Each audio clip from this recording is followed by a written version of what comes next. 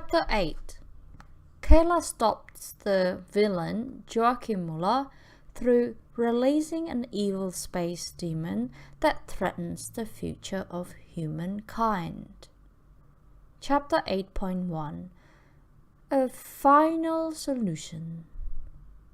A few weeks later, the evil plutocrats in the Terran Council had convened for another nefarious meeting to discuss how to torment the poor people on Mars. There were a few problems for them though. Firstly, their expeditionary army had been badly beaten and was forced to return to Earth. Secondly, their Phobos base had crashed into the sun. And thirdly, but not last, the Martians had access to alien weapons now, which made them more formidable and less of a punching bag. But the villainous Joachim Muller had come up with a solution to their Martian troubles, and in true German tradition, he called the plan for the final solution. The name of the evil plan was a bigger source of debate than the plan itself, which all the villainous world leaders found to be foolproof. The final solution was essentially to have a large asteroid accidentally crash with Mars, to kill a lot of people and then invade when the dust had settled. John White, the leader of House White, said, "I like how you have been thinking with this plan. Having a large asteroid collide with Mars by accident is a stroke of genius, and since we own all the media on Earth, no one will blame us." But the name, the final solution, somehow things never end well when the Germans launch a plan with that name. Joachim Muller, the leader of House Muller, said, "Nonsense! I think it's a great name." "What would you name it?" John White, House of White, said, "So many names to choose from. Either the America First plan or Make Earth Greater Than Mars Again plan." Joachim Muller said, "The America First plan for a project primarily funded and executed by Germans? You got to be kidding me." Ibrahim Rashid, the leader of House Rashid, said, "The plan should be called the Inshallah plan, as Allah indeed wants it to happen." Joachim Muller said, "Ibrahim, your faction has been arguing with us and the Whites for centuries, and now you want us to name our evil master plan after your god? It's nonsense." Shi Chen Cheng, the leader of House Cheng, said, "The plan should be called the 9 Divine Beats, and it should be named so because we will use 9 small asteroids instead of 1 medium-sized one." Joachim Muller said, "You don't think people would find it strange if Mars is hit by 9 asteroids within a matter of days? That would surely not be an accident. How about this? Since it's a secret scheme only known to the people in this room, how about we each call the plan whatever we want to call it? And remember, officially we're trying to save the Martians by deflecting the asteroid B600 into the sun. We obviously can't help hiring incompetent morons that caused the asteroid to crash with Mars, can we?" Ibrahim Rashid said, "You're right, Joachim. I'm impressed and happy that we are now on the same side for once. What do we need to do to make this bright future a reality?" Joachim Muller said, "First of all, we should all sign a blood oath regarding the asteroid strike on Mars. Thus, the only way we can cancel the attack is if we all agree. then we need to send a team of specialists to redirect B600 to a collision course with Mars. Lastly, we need to send someone gullible enough to protect the asteroids from Martian interference, while he believes in our official story that we are actually redirecting the asteroid away from a collision, instead of the other way around. Santiago Bolivar, the leader of House Bolivar, said, "The last part seems like the hardest. Which commander in our service would be that stupido?" Joachim Muller said, "I know the perfect candidate for the job. Supreme Commander Matthias Muller, my own brother." Chapter 8.2 Joachim Muller fools his gullible brother, Supreme Commander Matthias Muller, to escort the B600 asteroid. Matthias Muller was Joachim Muller's younger brother and theoretically the second most powerful man on the planet. In reality, he was rather powerless, as he was a good-natured man, unsuitable to be the highest military commander of an oppressive dictatorship. Despite being Supreme Commander, he had never visited Mars, and he had taken no steps to prevent the Terran defeat there. Joachim wanted to get rid of his younger brother, so what better way to do so than having him escort the asteroid B600 that would accidentally hit Mars and kill tons of people? Joachim Muller said, "Good to see you, Matthias. I have a mission for you. I need you to take a fleet and escort the asteroid B600. Matthias Muller said, "But why would I escort the worthless piece of rock B600 when there are so many other more important objectives to achieve in the solar system in the war against Mars?" Joachim Muller said, "Do I need to give you a reason for giving you an order? Is there any good reason whatsoever to trust the judgment of the military commander who said, 'Don't worry about Mars, I have full faith in Max and the men we have there,' just 2 days before they were utterly defeated?" Matthias Muller said, "Now you're just being mean. There was no way I could know that the Martians had access to alien technology." Joachim Muller said, "There was actually. As the highest military commander, you could have sent out spies, checked the satellite images, etc. Anyways, the reason I'm sending you to escort B600 is because there are rumors that the vile Keila Eisenstein is planning to redirect it to a collision course with Earth. You have to go there to stop her." Matthias Muller said, "Oh no, that vile woman needs to be stopped. But I can't go. Who is going to look after my children and my cats?" Joachim Muller said, "Your youngest daughter, Hilda, is 30 years old, and your cats?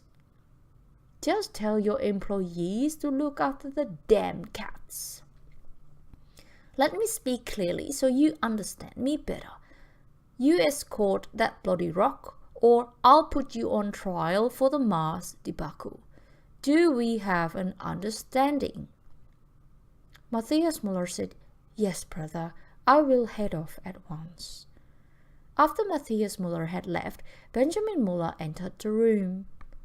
Benjamin Muller, son of Joachim Muller, said, "Did he swallow the bait?"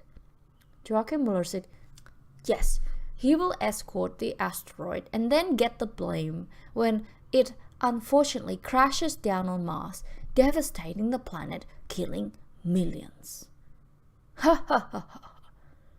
Benjamin Muller said, "But what if he realizes what we're about to do and orders the redirection of the asteroid?"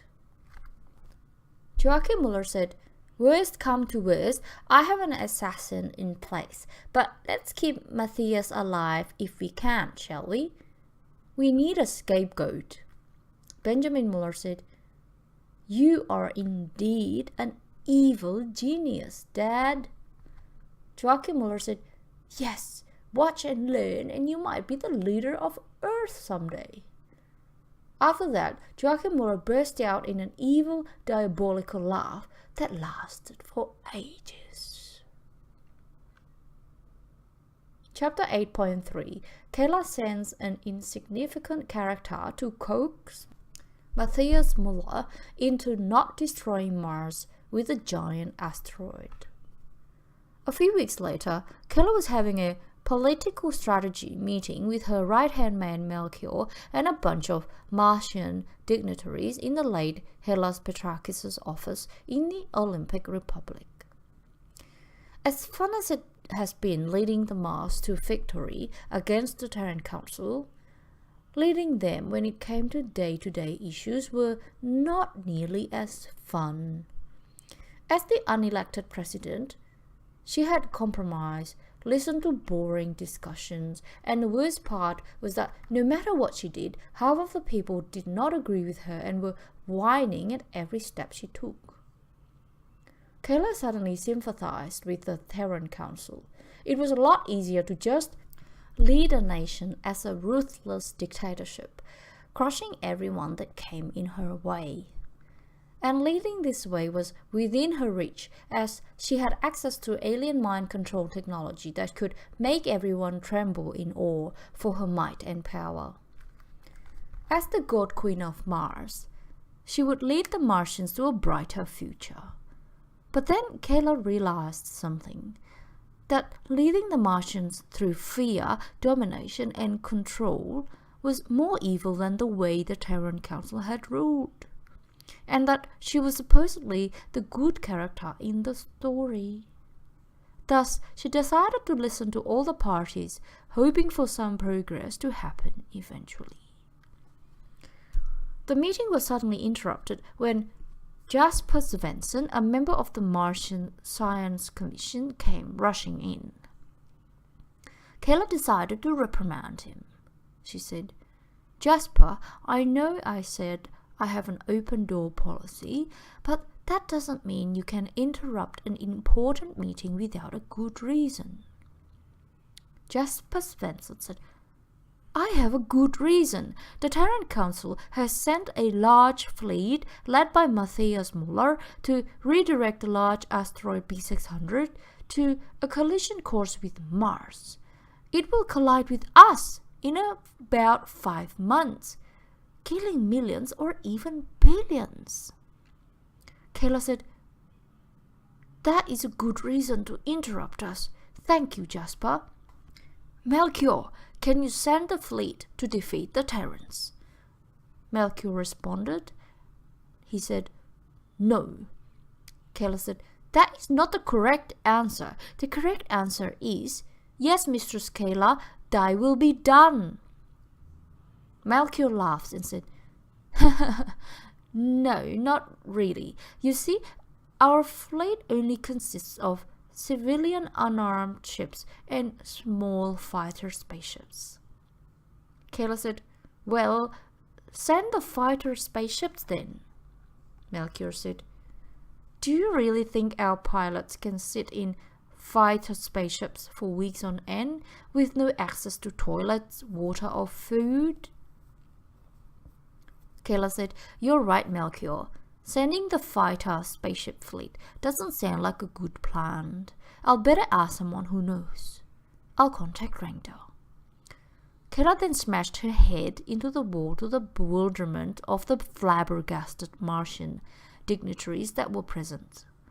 Rangda answered back. She said, "Hi, Keila. When are you going to Earth to open the ancient portals like you promised me?" Keila said, "Look, Rangda, it's on my to-do list, but I have more important things on my mind. The Terran Council has sent a large asteroid to collide with Mars and kill everyone. How do I stop them?" Rangda said, "Go to Earth, open the ancient portals, and I will help you." Keila said, "You are completely useless these days, Rangda. Be gone, you evil space demon." After finishing up her conversation with Rangda, Keila realized that she shouldn't try to contact her. the space demon, when other people were around. The Martian dignitaries looked at her like she was some kind of insane madwoman. How ignorant of them. No one in the room said anything. So Keila felt compelled to talk. She said, "Jasper Svensson, can you travel to B600 and try to coax Matthias Muller into not murdering us all? Maybe it's just a silly misunderstanding." The others think this didn't sound like a very good idea, but no one could come up with any better ideas. So Jasper was sent alone on this dangerous and probably pointless mission. 8.4 Jasper Svensson's diet inadvertently kills Matthias Muller. A few weeks later, Jasper Svensson was eating a peanut butter sandwich on board his ship, waiting nervously for approval to dock with Matthias Muller's command ship, ISS Blue Earth. The sandwich was truly delicious, made with 100% Martian extra strong peanut butter. Martian peanut butter was unique in the sense that they contained 1 million times more peanut allergens than Terran peanut butters ever did. This was because the plants grown on Mars had been DNA modified to grow on Mars, and more peanut allergens were the consequence of the DNA modification. To Jasper, this didn't matter. He was not allergic to peanuts, and he loved the Martian, very strong peanut flavor. Eventually, Jasper was allowed to dock with ISS Blue Earth, where the Terran security forces did a very thorough job making sure that he didn't bring any pathogens or weapons. Jasper was made to shower while different scanners scanned his body to make sure he wasn't hiding anything dangerous. After receiving clearance to proceed, Jasper was given fresh clothes and was instructed to wait in a meeting room where Matthias Muller would arrive shortly. Meanwhile, Captain Melissa Schiller was pacing back and forth nervously. She was Matthias Muller's secret mistress, and also the assassin that Joachim Muller had hired to kill Matthias if it turned out to be necessary. Finally, Melissa made her choice.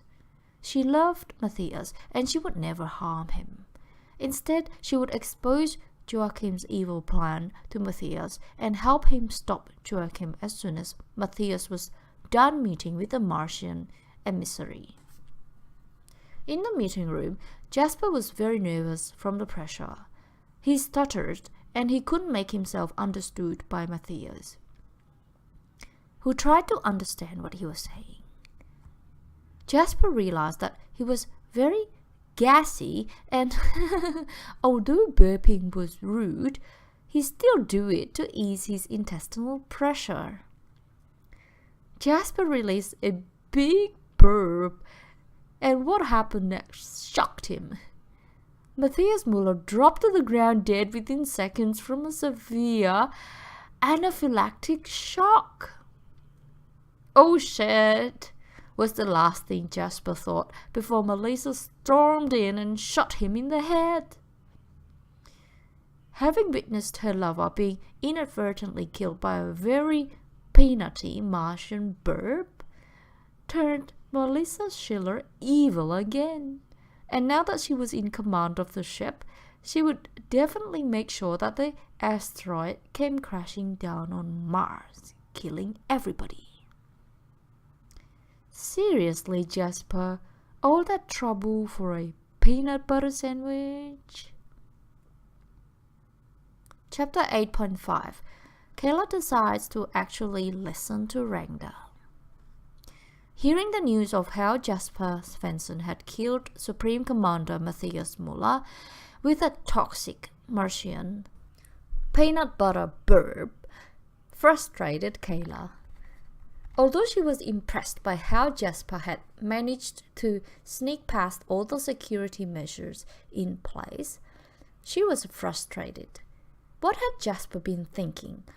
Why had he decided to kill the only important Terran leader that might actually decide to listen to them and cancel the senseless upcoming mass murder?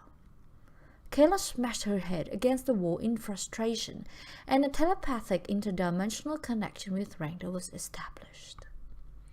Rangda said, "What is it now, Keila? It has been a while." Keila said, "I didn't contact you." Rangda said, "Yes, you did. You just slammed your head into the wall." Keila said, "Oh, that was out of frustration, not to contact you." Rangda said, "Oh, I see. You should really see someone about that." "I guess I'll be leaving then." Keila said, "No, please stay. While you're here, is there anything you can do to stop the Terran Council from killing everyone with a huge incoming asteroid?" Rangda said, "I told you already. Open the portals on Earth, and I'll storm in with my Xenu horde. Kill the Terran Council leaders during the monthly meeting. Then I'll activate the Blood Pact command console with their blood and use it to redirect B600 into the sun." Keila said, "That sounds good. But why would you save everyone and be the good guy?" "I thought you were an evil space demon that loves indiscriminate mass murder." Rangda said, "I am, and I do love the murder, but I hate the way you Terrans kill each other from afar and then wasting the flesh of the fallen. The Xenu way is more honorable, up close and eating the ones we kill. That's the way you do it." Keila said, "Okay, I'm not going to argue ideology with you since you're offering to help me. But a practical question though, how am I supposed to go to Earth and open the portals? I doubt they'll allow me to pass immigration." Rangda said, "Fair point. Change your appearance to Alicia White with the external DNA modifier and then use her ship to travel to Earth." Keila said, "Thanks, Rangda, that could work." Rangda said, "I know it will work." Keila said, "Cool. I'll better head to Eden now so I can change my DNA to Alicia's and use her ship. Talk to you later, Rangda." Chapter 8.6 A Long Ride for a Quickie. A few weeks later, Keila arrived at Eden where she was greeted by Metatron. She had aged even more in the last few weeks, and she now resembled an 80-year-old hunched woman. Her most prominent feature, the glowing purple predator eyes, was still in effect, and they were glowing stronger than ever. Reluctantly, Metatron gave Keila a quick hug before backing off from her. This made Keila upset, and she spoke up for herself. She said, "Oh, you're an asshole, Metatron. Even Bjorn Muller is a better man than you." Metatron said, "Bjorn Muller? The man who kept you as a sex slave and then spent the next 4 years trying to kill you?" Keila responded. She said, "He redeemed himself in the end. He said that it was all a misunderstanding and he tried to save the Martians by pushing the Phobos moon into the sun instead of crashing it onto the surface of Mars, killing everyone. More importantly, he told me that he would always love me and that I was still beautiful and unique. He was so excited when I told him to come and hug me, so he ran towards me, unfortunately falling over on the way and slumping down a cliff to his death. Oh dear Bjorn, I will miss you." Metatron said, "So 2 minutes of kindness is all it takes to erase a whole lifetime of villainy, including multiple murders, extortion, misogyny and rape? What's next? Rangda is actually a good woman?" Keila said, She's actually the reason I'm here. She agreed to help me stop the Terrans from killing everyone on Mars. Metatron said, "Why would an evil demon save the Martians?" Keila said, "She's just appalled by the human way of killing, which is an affront to her culture. In the xenoculture, the only proper way to murder is up close and personal and then eating the victim." Metatron said, "Oh, she sounds like a bloody nasty woman." Keila said, "She'll be very useful. She had promised to attack a Terran Council meeting, killing everyone and cancelling the order for B600 to collide with Mars. All I need to do is to take Alicia White's identity, go to Earth, activate the 4 ancient portals, and wait for her to save the day." Metatron said, "What's your plan B if the unreliable evil space demon doesn't uphold her promise?" Keila said, "I have thought about that and I'm not an idiot. In that case, I just use my Alicia White identity, request a meeting with the council, kill everyone, and cancel the Order B600 constellation myself." Metatron said, "Why not just cancel Plan A and go straight for Plan B? That one makes a lot more sense and doesn't put the future of humanity in jeopardy." Keila said, "Nah, I'll stick with Plan A. Besides, Rangda is not too bad. Her desire to kill and eat people is just part of her culture. I reckoned we should be more tolerant towards other alien cultures. Time for me to use the external DNA modifier and change my appearance to Alicia White. I'll be right back." Keila walked into the external DNA modifier machine and came out again half an hour later as Alicia White. It always felt strange to wake up with another person's appearance, but this time it felt extra strange, as Alicia had been an extraordinary individual for better or worse, mostly for the worse. One thing felt really good, though. Keila felt and looked the age Alicia had been when she died. Keila came up with an idea to test Metatron. She would try to seduce him as Alicia White. In the best of worlds, she would be able to experience magnificent sex and then be able to scold Metatron afterwards for choosing Alicia White over her real appearance. Keila, hissing, said, "Psst, psst, hey, sexy man, fuck me hard." Metatron said, "I don't think so, Keila. After my session with Alicia White, I could hardly walk for a week." Keila said, "But it will be fun. The ultimate role-playing." Metatron said, "Okay, I guess. Come with me to the unused storeroom." Keila and Metatron made their way to the BDSM room for a session of very rough sex. 10 minutes later, Metatron was crawling out from the room bleeding. Keila came after him, scolding him for preferring Alicia's body over hers. Deja vu, Metatron. The exact same thing happened just a year before. Chapter 8.7. Alicia makes a new BFF when passing Earth's immigration.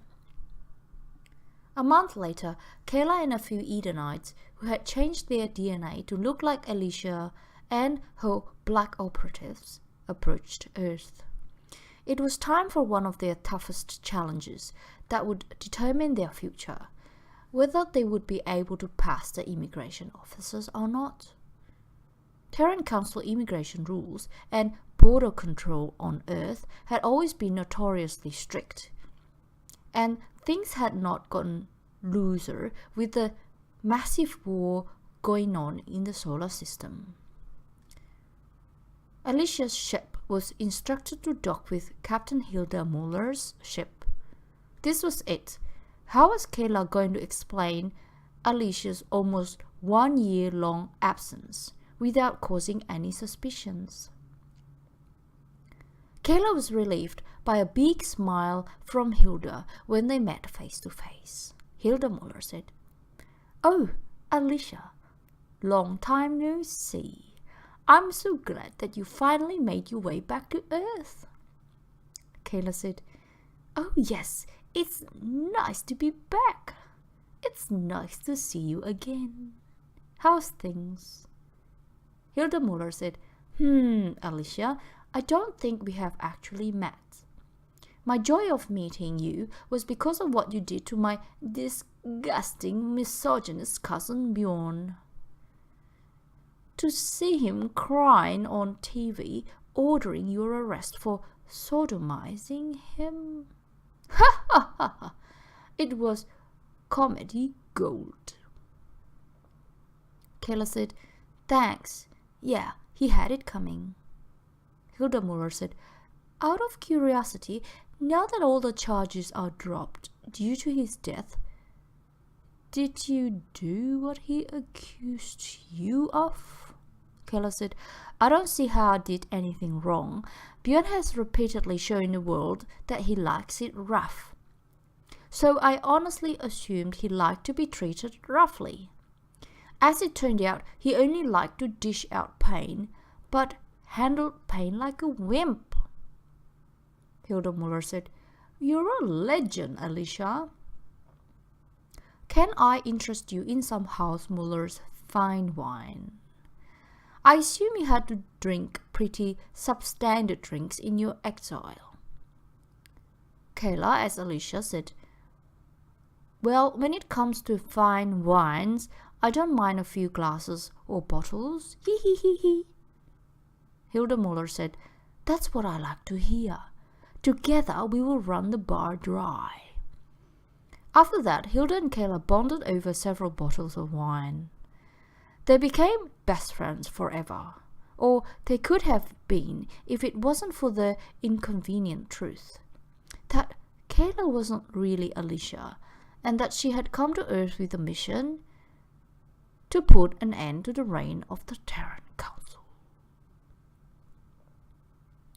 Chapter 8.8 Alien Portals Activated Inside the Pyramids. If one enters the phrase pyramids plus aliens, you'll get 482,000 results in Google. With this overwhelming amount of proof that pyramids indeed were built by aliens, it makes complete sense that the portals between Earth and the Divine Dimension were hidden inside these pyramids in the story. And it was Keila's job to activate the portals to pave the way for Rangda and her Xenu hordes. As it turned out, activating the portals were a lot of hard work. For Keila to be able to activate the alien portals, she needed to activate them all at noontime at each location within the same day. Thus, she needed to activate the first portal, quickly make her way to the surface to travel to the second portal, and so on. Since there were 4 switches located in Central America, the Pacific, Cambodia, and Egypt, it would be a lot of traveling. If Keila had been smart, she just dropped off one of her helpers at each location and they could have activated 1 portal each with no stress. Unfortunately, she was not very smart, and being convinced that she was the chosen one, she believed she was the only one that could activate the portals. Thus, she had to stress like crazy getting into the activation switch in each pyramid, then rush back to the surface, fly faster than Earth's rotational speed to be on time to the next portal and go again. Simply a very hectic day. To make matters worse, after activating the 4th and last portal in Egypt, no supernatural portal to heaven opened. Instead, she was arrested by local House Rashid's police forces for trespassing and vandalism. Bummer. Chapter 8.9 Keila convinces House Rashid's magistrate that she has committed a terrible crime and needs to be trialed by the Terran Council leaders. A few hours later, Keila and her group of Edenites, disguised as housewide operatives, was being trialed in the local magistrate court in the House Rashid's capital, Rashidium. They were facing the local magistrate, Mahmoud Inshallah. Mahmoud Inshallah said, "Alicia White and operatives. For trespassing and vandalism of a pyramid, I sentence you and your operatives to each pay 10,000 Terran credits in fines. Furthermore, you'll be deported back to America where you belong. Do you plead guilty to the charges?" Keila was considering her options. Now that the portals had not opened and Rangda had not shown up with a horde of monsters, killing the Terran Council leaders and saving Mars, she was in a pickle. She would need to get access to the leaders herself, so she could execute Plan B and kill them all herself, and then use the Blood Oath terminal to cancel the asteroid strike on Mars. But how would she get access to the Terran Council leaders? A brilliant idea struck her mind. What if she admitted treason and requested to be trialed by the Terran Council leaders? Being a high-ranking Terran, she couldn't be sentenced to death by this low-level magistrate, so it was an excellent plan. Keila, disguised as Alicia, said, "Dear Magistrate, I pled guilty to the crimes you accuse me for. But I also pled guilty to something far worse. I'm guilty of treason." Mahmoud Inshallah said, "Treason? How come?" Keila said, "Me and my operatives have been opening ancient alien portals, trying to enable an alien invasion of Earth." Mahmoud Inshallah said, "Really? That doesn't make any sense. But sure, if you're that keen to die, I'll sentence you all to death for treason." Keila said, "Except that you cannot sentence me to death for treason, as I'm a high-ranking Terran Council operative. Only the Terran Council leaders can sentence me to death." Mahmoud Inshallah said, "Okay, if you say so, then I sentence all of your operatives to death through stoning. I will pass on your case to the Terran Council leaders that are convening tomorrow morning." As Keila's Edenite operatives were dragged out of the courtroom, one of them lost his cool and shouted at her, "Keila Eisenstein, you're a fucking idiot. You condemned us all. I hope you'll burn in hell for this." Mahmoud Inshallah said, "Alicia, why did your accomplice just call you Keila Eisenstein?" Keila said, "Oh, that's just a derogatory slur in America. He was obviously a bit upset that my actions changed a fine to a death sentence."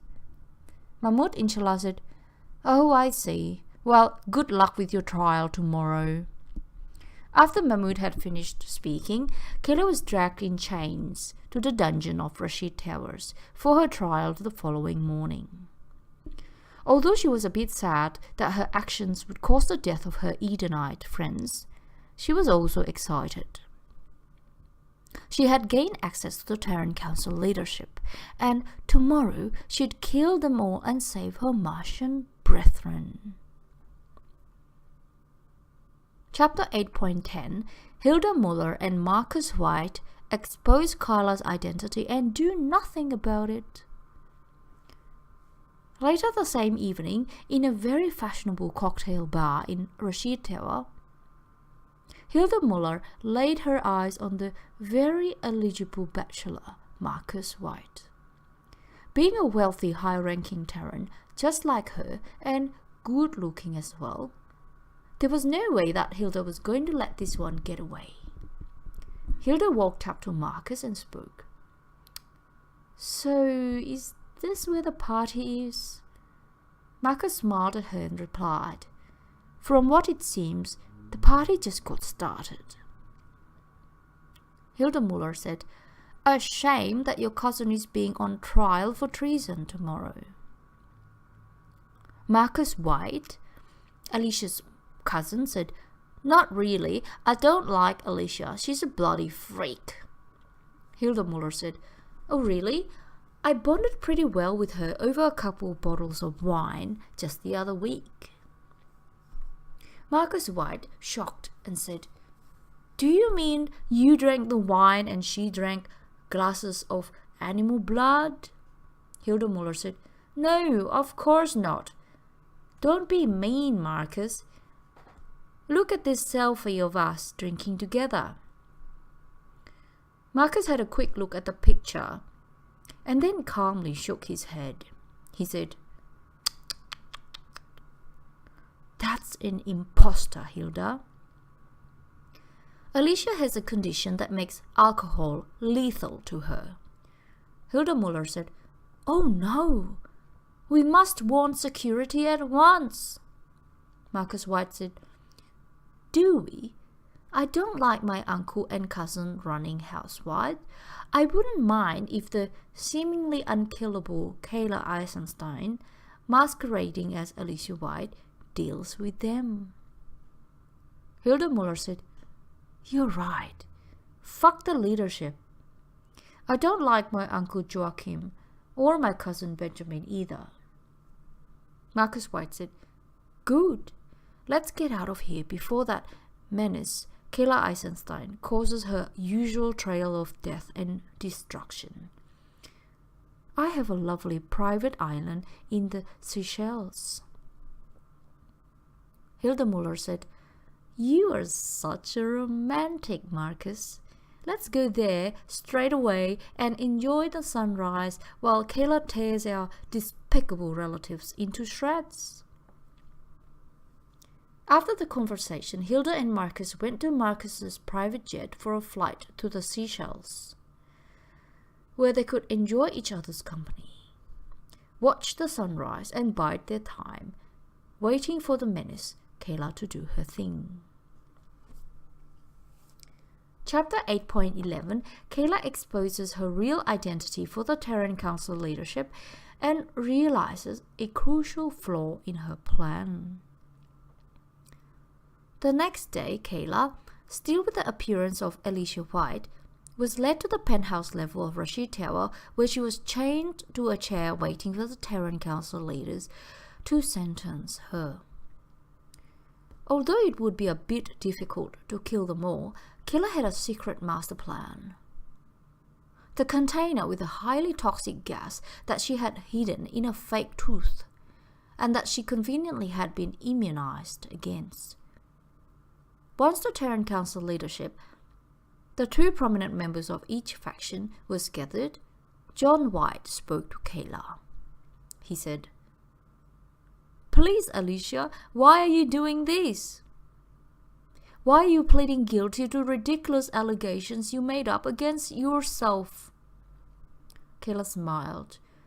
It was time to reveal her great deceit on prime-time television. She pulled out her fake tooth, supposedly filled with a very toxic nerve gas. And then she spoke. "Ha ha ha ha ha!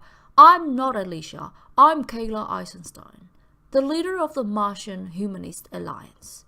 I have just tricked you into the same room as me, and within seconds you'll all be dead due to the highly toxic nerve gas I hid in this fake tooth." The baffled Terran Council leadership looked at her in disbelief, and eventually Ibrahim Rashid spoke. "Sorry, John, but it's clear to me that your daughter Alicia is mentally ill. Bring her back to America and make sure she gets proper treatment." Keila bit her lip. Why didn't the poison work? Then she realized the terrible truth. That the Divine Space Gods 2, Revolution for Dummies version of her was a full-blown idiot and not the inspiring heroine from the Divine Sedition. Being a full-blown idiot, she had simply forgotten to fill up the fake tooth with the deadly nerve gas before she got captured for vandalism. But at least she would show them one thing, that she really was Keila Eisenstein. She deactivated the Zetan external DNA modifier and she reverted back to her real appearance. The delegates stared at her in disbelief and Keila spoke. "Well, oh well. Although my master plan to kill you all and save my people has run into a minor issue, I am Keila Eisenstein, disguised as Alicia White, and I'm completely sane." After a while, Joachim Muller spoke. He said, "So your plan was to deliver yourself in chains, to be trialed by the Terran Council?" "That's an easy sentence to make. I sentence you to death." Keila said, "Oh, wait a second. You cannot sentence me to death without reading out the list of allegations against me." Joachim Muller said, "That list would take at least an hour to read out loud." Keila said, "I'm not in a hurry." Santiago Bolivar said, "She is right. This is an excellent way to make her death public. I'll fetch the list." John White said, "Wait a second, if you're not Alicia, then what happened to her?" Keila said, "I killed her." Santiago Bolivar responded and said, "Thanks, I'll add that crime to the list." After compiling his list, Santiago Bolivar started reading out the charges against Keila. There was a lot of them. Keila realized that only way to get out of this alive was to invoke Rangda, so she slammed her head against the table in front of her. But Rangda didn't answer. Oh, was this the end of her? Or could her plot armor activate again? Well, you'll find out in a few lines. Chapter 8.12 Final Chapter. Rangda appears, kills everyone, saves Mars, and kidnaps Keila. Simply put, Rangda saves the day. 2 hours later, noontime was approaching and Santiago Bolivar was still reading up the accusations against Keila. This confused her. She knew that she had been active and caused some mischief, but she had no idea that she had been this naughty. Her supposed activity level made her proud. She was supposedly even more badass than she thought she was. In reality, Keila had only done a small portion of the crimes that Santiago accused her for. But since Santiago was not very good at his job and he wanted some well-deserved vacation, he blamed every unsolved major crime on Keila to improve his own statistics. At noon, there was a major bluish bright flash from the pyramids in the distance, when the portals to the divine dimension suddenly opened, and Rangda and her tribe of Xenus swarmed in. Through a stroke of magic, the self-absorbed leaders of the Terran Council managed to not notice this until the Xenus were nearby, when gunfire and people screaming in agony became too distracting. Suddenly, Rangda appeared outside the indestructible windows of the Rashid Tower's penthouse. Rangda emitted a loud shriek, and the windows shattered instantly with a bunch of Xenu beasts storming in. "Ungo Bongo Keila!" Rangda shouted, and the Xenus ferociously butchered the terrified Terran Council leaders, fetched the blood oath terminal and freed Keila from her chains. Rangda, appearing, said to Keila, "We meet at last! Now I will just press this button to redirect B600 to collide with the Sun instead of Mars, and that's it! Mission complete!" Keila, in awe, saying, "Yes, you are my hero. I knew your reputation was all wrong and you are actually a good guy just like me." Rangda said, "What are you talking about, you fool? I killed your enemies because I love to murder. I saved the Martians because I intend to turn them into my army of slaves to conquer the galaxy. I saved you because I intend to kidnap you, bring you back to the divine dimension, and continuously drain you of psionic energy to fill my corrupted Zito crystals." Keila said, "Oh shit." Rangda said, "No time to chat. Time to sleep, Keila." After that, Rangda blasted Keila unconscious with a psionic blast and ordered her Xenos to rush back to the divine dimension before the Terrans had time to launch a counterattack. It was not yet time for Rangda to conquer Earth, but she will be back.